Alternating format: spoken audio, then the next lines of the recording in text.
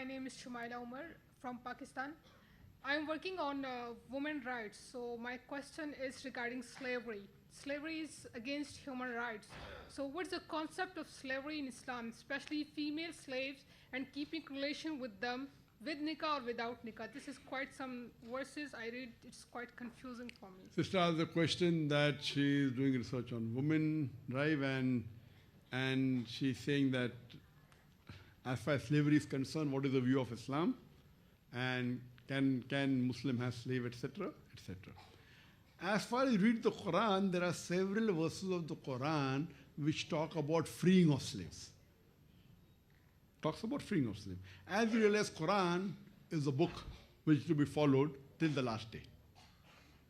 If you analyze the rules and regulations of the Quran was revealed at a time where slavery was very common.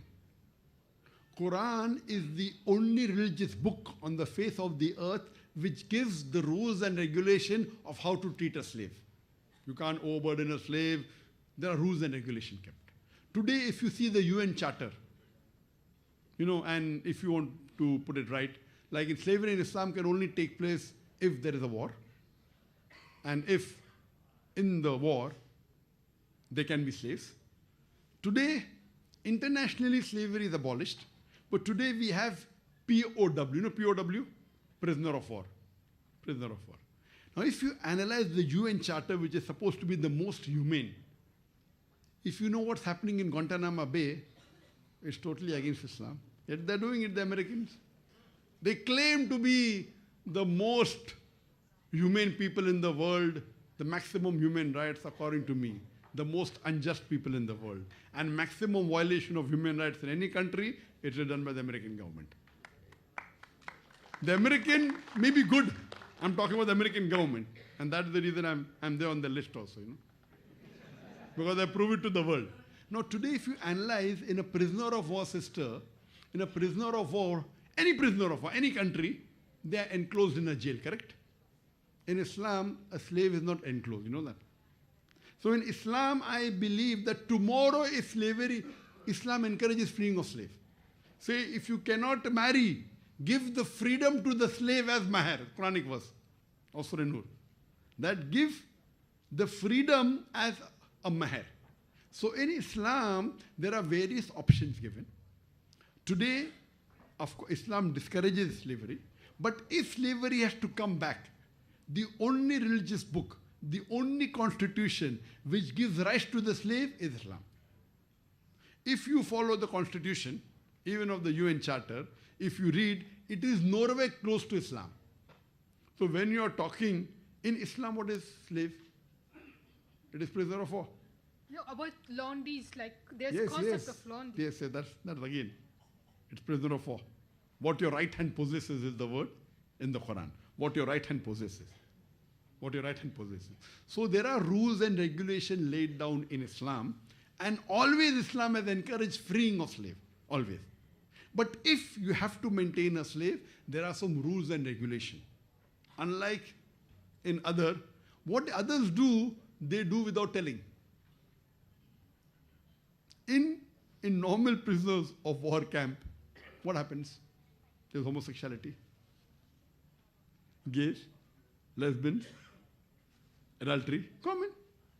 It is not in the rule book, but it is common. In Islam, Allah says in Surah Nisa chapter 4, verse number 3, marry women of a choice in 2s, 3s or 4s. If you can't do justice, marry only one. According to American statistics, an average American, before he marries, he has 8 sexual partners. How many? 8. Average. Some may have 1, some may have 2, some may have 100. 8. After he marries, how many has is not mentioned in the statistics? 8. In Islam, having sex besides your wife, it is prohibited. Yes, when there is slavery, that was permitted. Today, it's abolished. When there is. What you have to realize, it doesn't go down the throat. Islam doesn't say marry more than one wife is compulsory.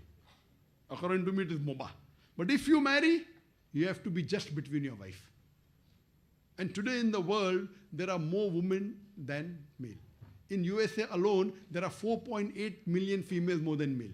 If every man marries a woman, yet there will be 4.8 million females more than male. So what will happen?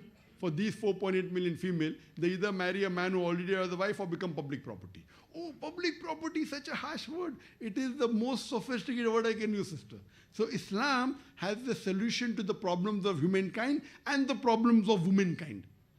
Islam only has the solution. There, what they do, they are selling their daughters, they are selling their mothers, they are talking about women's liberalization.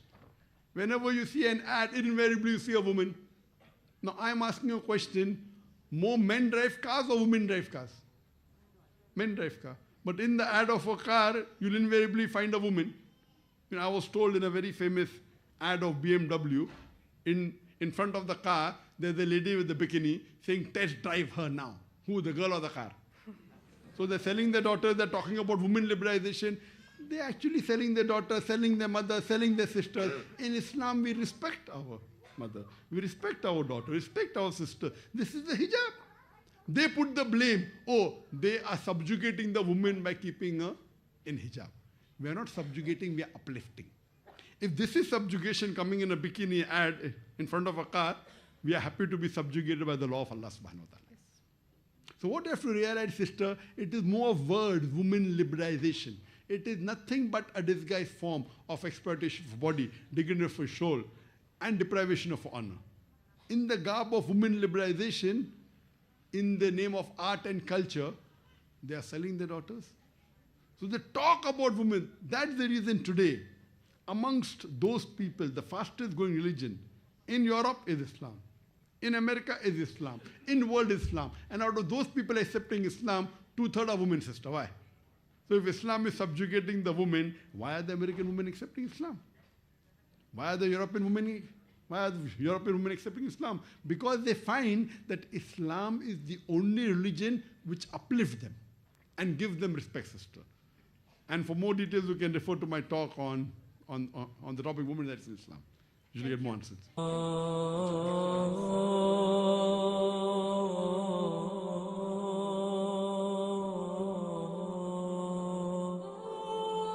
Oh